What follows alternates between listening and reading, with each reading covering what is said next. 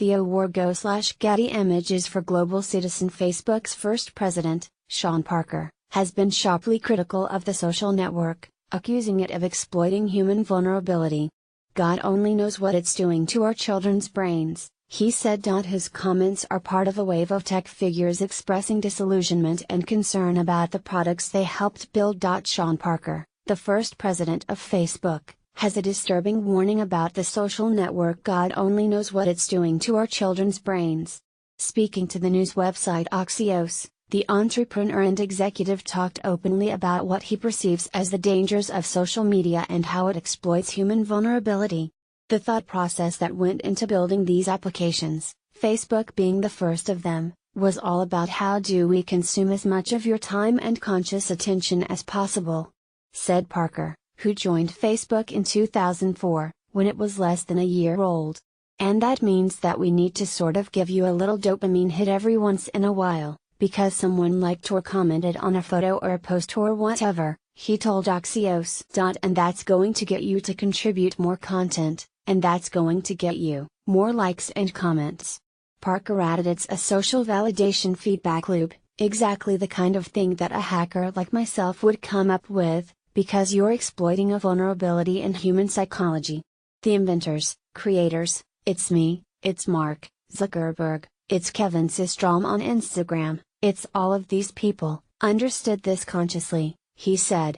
"And we did it anyway." Facebook did not immediately respond to Business Insider's request for comment. Some in tech are growing disillusioned, and worried. Parker isn't the only tech figure to express disillusionment and worry by what they helped create. Tristan Harris, a former Google employee, has been outspoken in his criticism of how tech companies' products hijack users' minds. "If you're an app, how do you keep people hooked?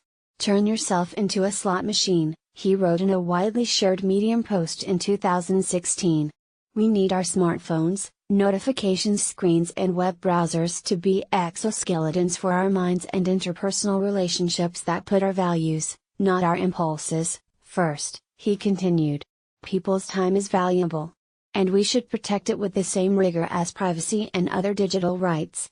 In a recent feature, The Guardian spoke to tech workers and industry figures who have been critical of Silicon Valley business practices. Lauren Breiter, the designers who created the slot machine-like pull-down to refresh mechanism now widely used on smartphones, said, "I've spent many hours and weeks and months and years thinking about whether anything I've done has made a net positive impact on society or humanity at all." Breiter added, "Pull to refresh is addictive. Twitter is addictive.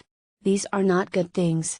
When I was working on them, it was not something I was mature enough to think about. I'm not saying I'm mature now, but I'm a little bit more mature, and I regret the downsides." And Roger McNamee, an investor in Facebook and Google, told The Guardian the people who run Facebook and Google are good people, whose well-intentioned strategies have led to horrific unintended consequences. "The problem is that there is nothing the companies can do to address the harm unless they abandon their current advertising models." The comments from Parker and others are further evidence of souring public sentiment about Silicon Valley. Once lauded in utopian terms, companies like Facebook have now come under heavy criticism over their role in the spread of fake news and Russian propaganda.